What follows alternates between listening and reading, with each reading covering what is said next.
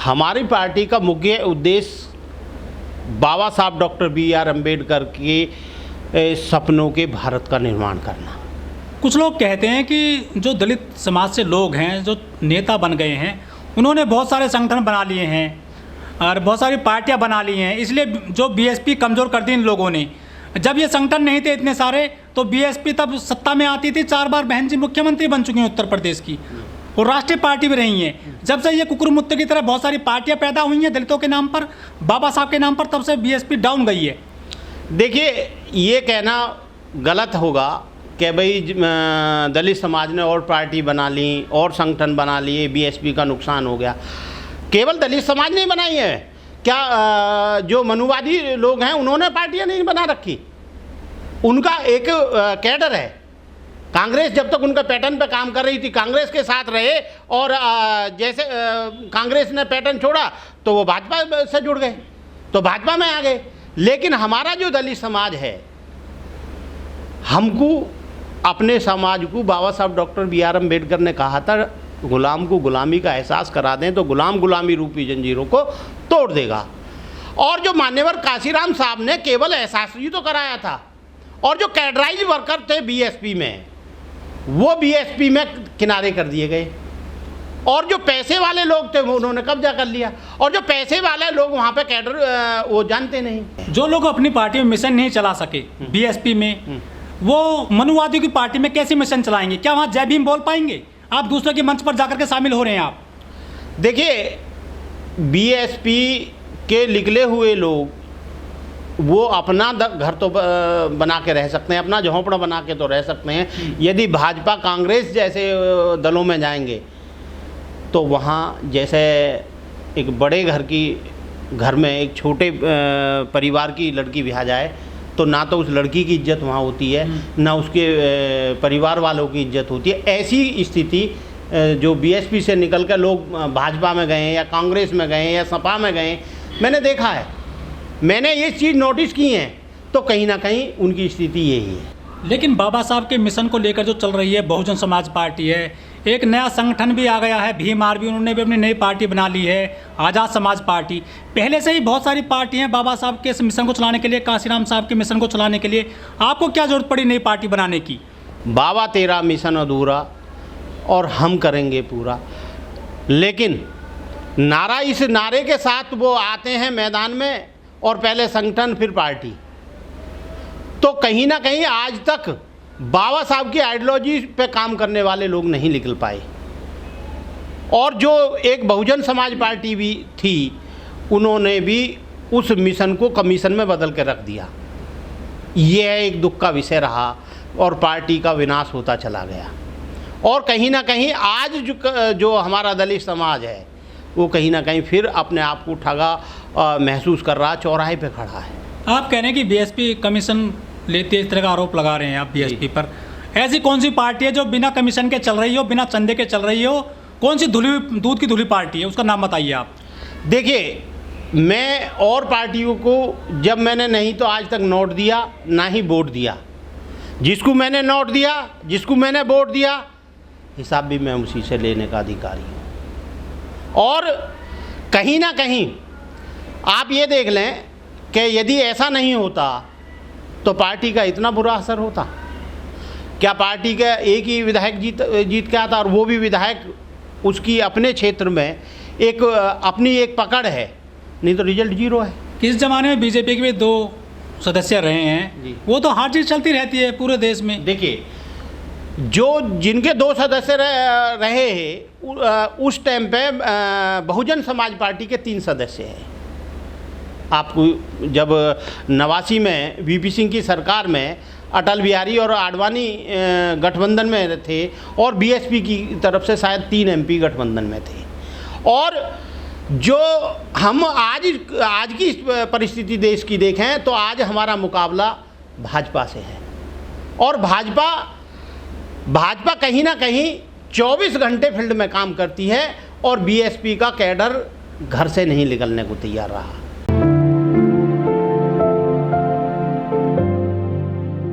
पहली बात तो मैं आप लोगों को धन्यवाद दूंगा कि भाई आप हमारी आवाज़ को समय समय पे बुलंद करते आए हैं।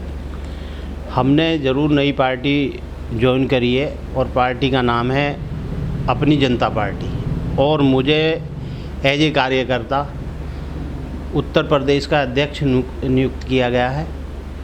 और कहीं ना कहीं जो देश के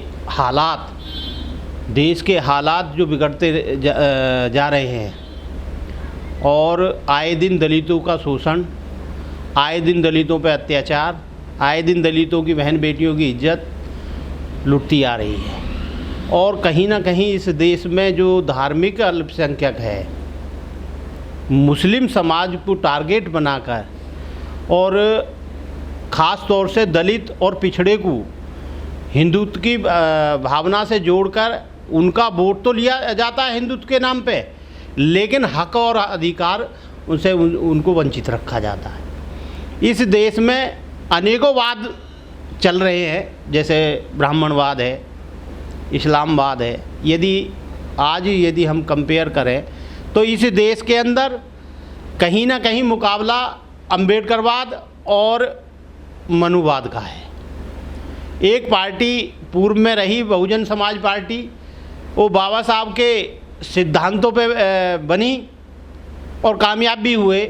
जैसे ही अंबेडकरवाद के मिशन से भटकी तो पार्टी आए दिन उसका ग्राफ दिन प्रति दिन नीचे चलता चला गया।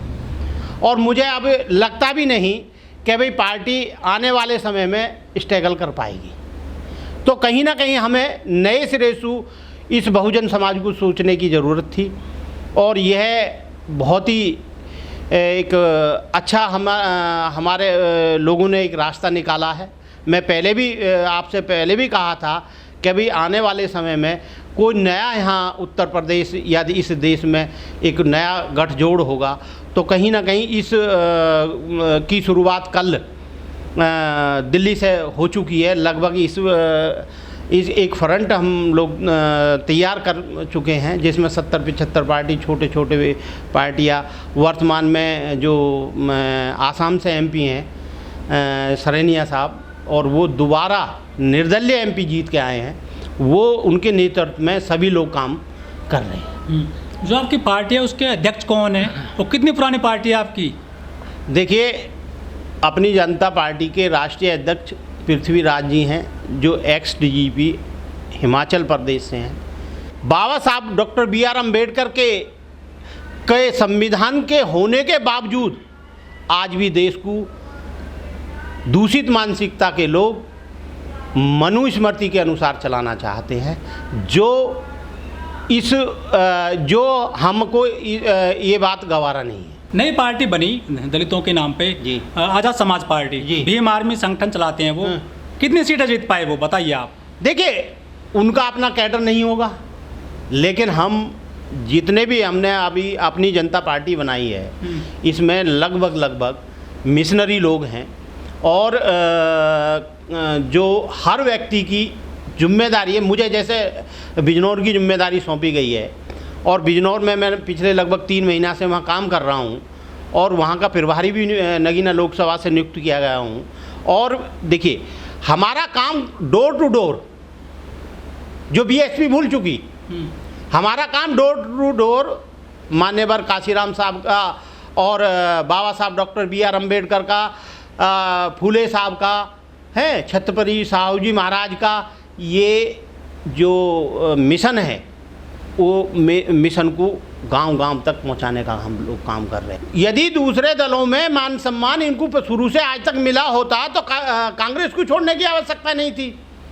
लेकिन बसपा में दूसरे दलों के नेता जब आते हैं ना, सारे जय भीम बोलते हैं। आप उनके दलों में जाइए, आप वहाँ जय भीम नहीं बोल पाएंगे मंच पर। बिल्कुल नहीं बोल पाएंगे। तो आप क्यों जा रहे हो छोड़ करके BSP को? मैंने बताया नहीं, हम बाबा साहब डॉक्टर BR अम्बेडकर के एहसानों को, क्योंकि आज हमें जो कुछ प्राप्त आज़ादी के बाद हुआ, वो बाबा साहब डॉक्टर BR अम्बेडकर की मेहरबानियों से हुआ, ना कि किसी और की मेहरबानी, ना 33 करोड़ देवी देवताओं की देन नहीं है। बहुत सारे दल हैं हमारे देश में जो बाबा साहब की फोटो के साथ में राजनीति कर रहे हैं, चाहे आम आदमी पार्टी हो, चाहे BJP हो, चाहे कोई भी हो।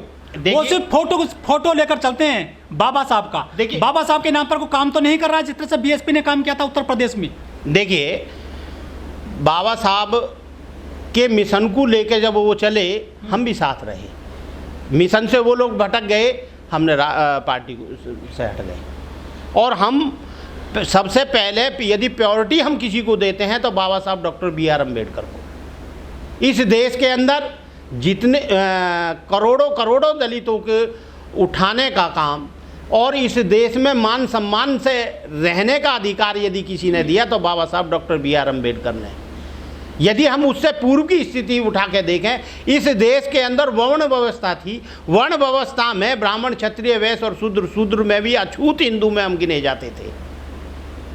और उस लकीर को तोड़ के जो यहाँ पे संविधान दिया, उसमें वोट का अधिकार जो बाबा साहब ने हमें दिया, उस वोट की खातिर आज इस देश का ब्राह्मण चाहे भले ही चुनाव के टाइम पे उस दलित के पैर छूने के लिए मजबूर होता है।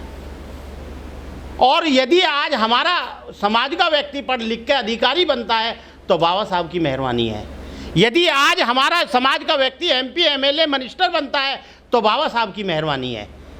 तो सबसे पहले यदि कोई है हमारे दलित समाज के लिए या बहुजन समाज के लिए तो बाबा साहब डॉक्टर B.R. अम्बेडकर। रामविलास पासवान जी कहते थे, तब वो जिंदा थे, कि हमें जो इज्जत मिल रही है ना राजनीति में, वो इसलिए मिल रही है क्योंकि बहन जी मजबूत हैं। जिस दिन बहन जी मजबूत नहीं रहेंगी, हमें ये मक्खी की तरह निकाल कर बाहर फेंक देंगे दूसरे दलों के नेता। वही काम आज हो रहा है।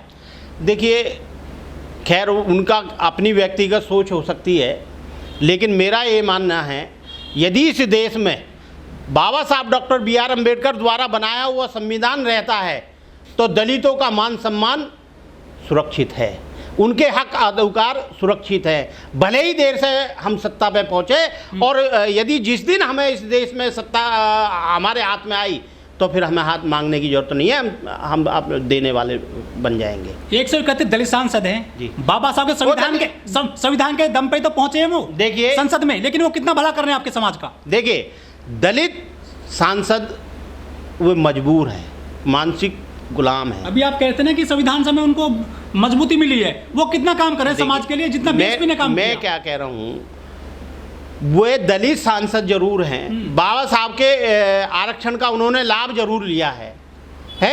और जिस दिन इस देश की हुक्मरान कोई दलित का बेटा PM बनेगा, जो बिगड़ी हुई बात 5000 साल पुरानी भी जो बिगड़ी हुई बात, यही बाबा साहब डॉक्टर B.R. अम्बेडकर का संविधान हमें बना सकता है।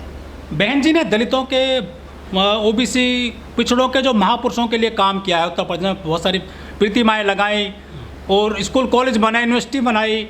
किसी ने किया है इतना काम उत्तर प्रदेश में, पूरे देश में? मैं इस बात को नहीं नकार रहा कि वे बहन जी ने उत्तर प्रदेश में काम नहीं किया है, लेकिन जब ब्राह्मण उसके हाथी नहीं गणेश है, ब्रह्मा विष्णु महेश का नारा जब लग गया तो कहीं ना कहीं हम जैसे अम्बेडकरवादियों को लगा कि भाई अब जो बहुजन समाज पार्टी अम्बेडकरवाद की दुहाई देती थी, आज वो कहीं ना कहीं मनुवाद की गोद में खेल रही है। सुभाष जी, आप यहाँ पे गलती कर रहे हैं। देखो, विचारधारा किसी की भी हो सकती है, कोई भी, लेकिन जो राजनीति है वो अलग चीज़ है।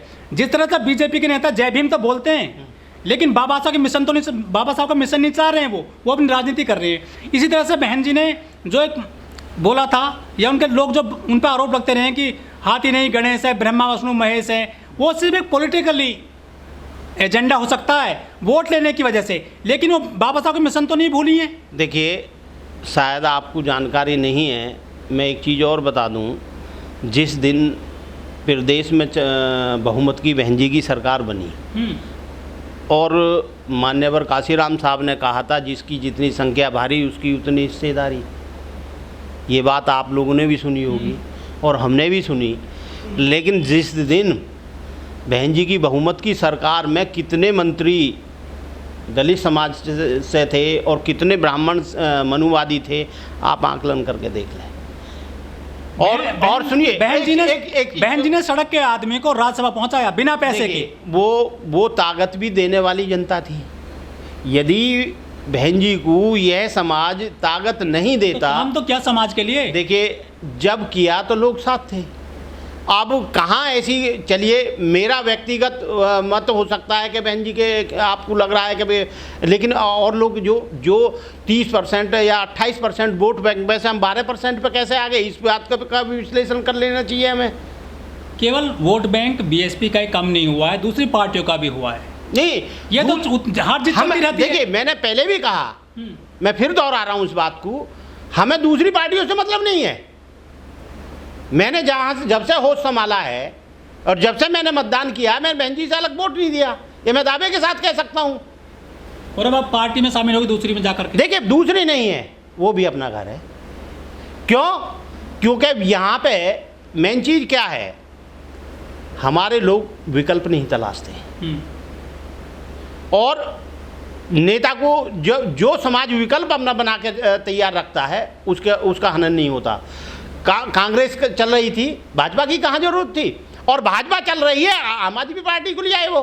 जैसे भाजपा फेल हो गया, आम आदमी पार्टी उसी पैटर्न पर काम कर रही है। हम एक ही लकीर पीटे जा रहे हैं। लेकिन बीएसपी केवल एक पार्टी नहीं है, वो एक मिशन है। देखिए मिशन था, अब नहीं। बीएसपी भी मिशन चला रही है अभी भी? नहीं, ये गलत है। मिशन कौन चला रहा है फिर?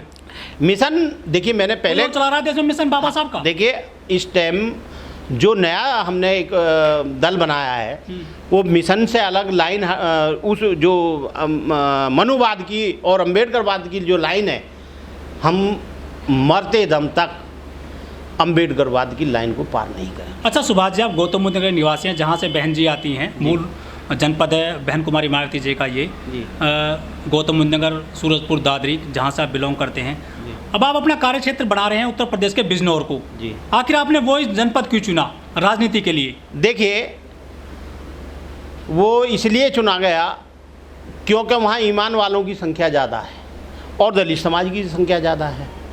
और इस देश में ख़ास तौर से मैं अपील करना चाहूँगा, ईमान वाले उनसे मतलब है मुसलमान भाइयों से, और दलित समाज जो दबा कुचला समाज है उनसे मेरी अपील है, यदि इस देश के अंदर दलित और मुस्लिम एक हो जाए तो जो दूषित मानसिकता के लोग यहाँ सरकार बनाए बैठे हैं उनको इस देश से हटाया जा सकता है। कितने दिन में कामयाबी मिल जाएगी आपकी पार्टी को? देखिए हम 2024 मिशन 2024 हमारा टारगेट है और उत्तर प्रदेश में हम 100% भाजपा को रोकने में कामयाब रहेंगे।